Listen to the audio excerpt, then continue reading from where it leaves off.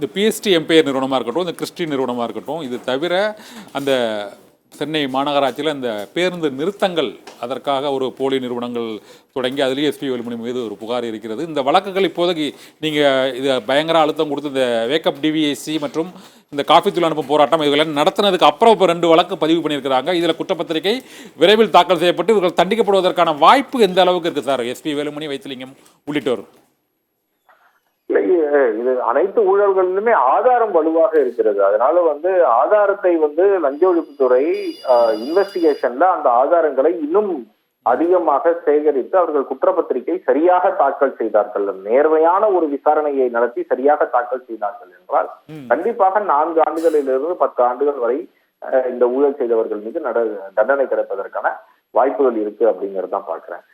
முன்னாள் அமைச்சர் ஈவன் வைத்தியலிங்கம் வழக்கு கூட எடுத்துக்கிட்டீங்கன்னா 28 கோடி ரூபாய் ஒண்ணுமே அந்த பாரத் கோல் கெமிக்கல்ஸ்ங்கிற கம்பெனி ஜப்தி பண்ண வேண்டிய நிலைமையில இருக்கு. ஆனா ஸ்ரீராம் ப்ராப்பர்ட்டிஸ் அவங்களோட பிளான் அப்ரூவலுக்காக அவங்களுடைய வேற ஒரு நிறுவனம் மூலமாக அந்த 28 அந்த பாரத் கோல் கெமிக்கல்ஸ் மூலமாக 28 கோடி ரூபாய வைத்தியலிங்கவனுடைய மகன் நிறுவனத்திற்கே கொடுக்குறாங்க. அந்த மகன் நிறுவனம் ரெவென்யூவே 0. அவர்கள் பிசினஸே அதுக்கு முன்கால வரை எதுவுமே பண்ணல. ஒண்ணுமே இல்லாத ஒரு நிறுவனத்துக்கு ஒரு பிணை இல்லா கடனாக 28 கோடி ரூபாய் வழங்கப்படுகிறது. அதுவும் ஒரு கோல் கெமிக்கல் கம்பெனி, ஒரு ரியல் எஸ்டேட் கம்பெனிக்கு 28 கோடி ரூபாய் ஏன் வழங்கணும்? ஒரு கோல் அண்ட் கெமிக்கல் கம்பெனி அதுவே ஜப்தி பண்ண வேண்டிய நிலைமையில இருக்கு. அதுக்கு பிறகு அவங்க பேங்க்ரப்சி ஃபைல் பண்ணிருக்காங்க. பேங்க்ரப்சி ஃபைல் பண்ணி அந்த பேங்க்ரப்சில எல்லாத்தையும் வித்துட்டு இருக்காங்க. அந்த நிலைமையில கூட 2019-20 வரைக்கும் கூட அந்த பிணையில்லா கடனை திரும்ப வாங்கல. அப்படின்னு என்ன அர்த்தம்? அது ஒரு லஞ்சமாக கொடுக்கப்பட்ட பணம் தான் அப்படிங்கிறது தெல்ல தெளிவாக இருக்கிறது. இவ்வளவு பிட்ப்ரோக்கோ சம்பந்தப்பட்ட ஆதாரங்கள் இருந்தும் கூட இவ்வளவு காலதாமதம் ஆகி இருக்கிறது அப்படிங்கறதான் பார்க்கிறோம். இனியாவது விரைவாக அவர்கள் இந்த சார்ஜ் ஷீட் எல்லாம் ஃபைல் பண்ணணும். நீங்க சொன்ன பஸ் ஷெல்டர் ஊழல்ல இன்னும் எஃப்ஐஆரே பதிவு பண்ணல.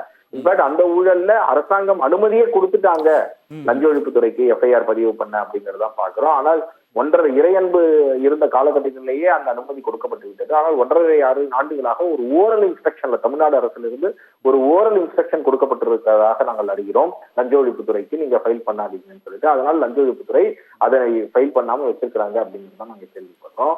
இது ரொம்ப அதிர்ச்சிகரமானது. இப்படியெல்லாம் லஞ்ச ஒழிப்புத்துறையை கட்டுப்பாட்டில் தமிழ்நாடு அரசு வைத்திருப்பது மிக வேதனையான ஒன்றாக இருக்கிறது. உடனடியாக லஞ்ச ஒழிப்புத்துறைக்கு அந்த தன்னிச்சை தன்மை டிஎம்கே அவங்களோட மேனிபெஸ்டோல 2021 மேனிபெஸ்டோல சொல்லியிருக்காங்க, நாங்க ஆட்சிக்கு வந்தால் லஞ்ச ஒழிப்புத்துறையை தன்னிச்சையாக செயல்பட விடுவோம் சொல்லிட்டு.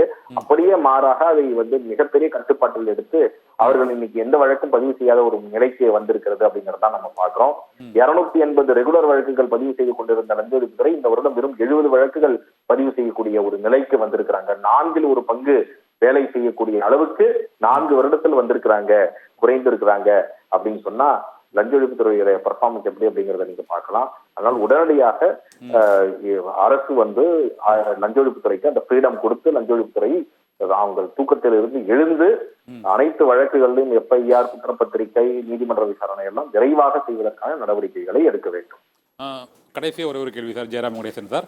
இந்த அதிமுகவின் முன்னாள் அமைச்சர்கள், திமுகவின் தற்போதைய அமைச்சர்கள், முன்னாள் அமைச்சர்கள் ஆகியோர் மீது நீங்கள் பல்வேறு ஆதாரங்களோடு இந்த ஊழல், லஞ்சம், முறைகேடு இந்த மக்களின் சார்பாக நின்று பல்வேறு ஆவணங்களோடு நீங்கள் இந்த வழக்குகளை தொடர்ந்து அதை நடத்திட்டு இருக்கீங்க. அந்த அழுத்தம் கொடுத்து வழக்கு பதிவே வச்சுருக்கீங்க. இருந்த போதிலும் உங்களுக்கு இந்த அரசு தரப்பில் இருந்தோ அல்லது மற்ற தரப்பில் இருந்தோ எந்த அளவுக்கு உங்களுக்கு நெருக்கடி வருகிறது? இந்த நெருக்கடி மற்றும் உயர்நீதிமன்ற மற்றும் நீதிமன்றங்களின் தீர்ப்புக்கு பிறகும், உத்தரவுகளுக்கு பிறகும் வழக்கு தொடர தாமதமாகி இருப்பதால் உச்சநீதிமன்றம் ஆகியவற்றை நீங்கள் அணுகுவதற்கான வாய்ப்புகள் இருக்கிறதா சார்? எங்களுக்கு வரக்கூடிய அழுத்தங்கள் பல நேரங்களில் நாங்கள் கடந்த 4-5 வருடங்களாக ஃபேஸ் பண்ணக்கூடியது. 2019 இருந்து நம்ம இந்த புகாரை எழுப்பி முன்னாள் அமைச்சர் வேலுமணி மீதான அந்த புகாரை, ஸ்மார்ட் சிட்டி புகாரை எழுப்பியதற்கே என் மீது ஒரு பொய் வழக்கு அதன் மீது போடப்பட்டது. அந்த மாதிரி 13 எஃப்ஐஆர்கள் போடப்பட்டது. கிட்டத்தட்ட 20 மான நஷ்ட வழக்குகள் தொடுக்கப்பட்டுள்ளது. கிட்டத்தட்ட 30க்கும் மேற்பட்ட வழக்குகளை நம்ம ஃபைட் பண்ணி இன்னைக்கு அந்த எஃப்ஐஆர் எல்லாத்தையும் குவாஷ் பண்ணியிருக்கிறோம். மான நஷ்ட வழக்கு பெரும்பாலானவை நம்ம ஒவ்வொன்றும் ஆதாரங்கள் தான் சொல்றோம் அப்படிங்கிறதுனால நம்ம ட்ரையலுக்கு தைரியமா போறோம். அந்த ட்ரையலுக்கு வந்தோம்னா அவங்க வித்ட்ரா பண்ணி பல வழக்குகள்ல ஓடி போயிருக்கிறாங்க.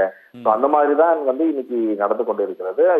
நாங்க என்ன பாக்குறோம்னா, நாம் சொல்வது அனைத்திலும் ஆதாரம் இல்லாமல் நாங்கள் எதையும் சொல்வது கிடையாது. ஆதாரத்தோடு தான் நாங்கள் முன்வைக்கிறோம். இவ்வளவு அப்பியரன்ஸ் ஆஃப் காக்னிசபிள் ஆஃபென்ஸ் இருக்கும்போது லஞ்ச ஒழிப்புத்துறையுடைய முதல் வேலையை அதை எஃப்ஐஆர் பதிவு செய்துதான் அடுத்த இன்வெஸ்டிகேஷனை தொடங்கணும். ஆனா அதற்கே மிகப்பெரிய காலதாமதம். நீங்க சொன்னது போல உயர்நீதிமன்றத்துடைய தீர்ப்பையும் மதிக்காவிட்டால் கடைசியில அடுத்தபடியாக அது அப்பீலுக்கு நாங்க இப்போதைக்கு அந்த நீதிமன்ற அவமதிப்பு வழக்கை வந்து உயர்நீதிமன்றத்துல தொடுக்கிறோம். அது இல்லாத பட்சத்துல அடுத்தது உச்ச நீதிமன்றம் தான் போக வேண்டிய வேலை இருக்கும் பல வழக்குகள். நன்றி ஜெயராமன் கணேசன் சார்.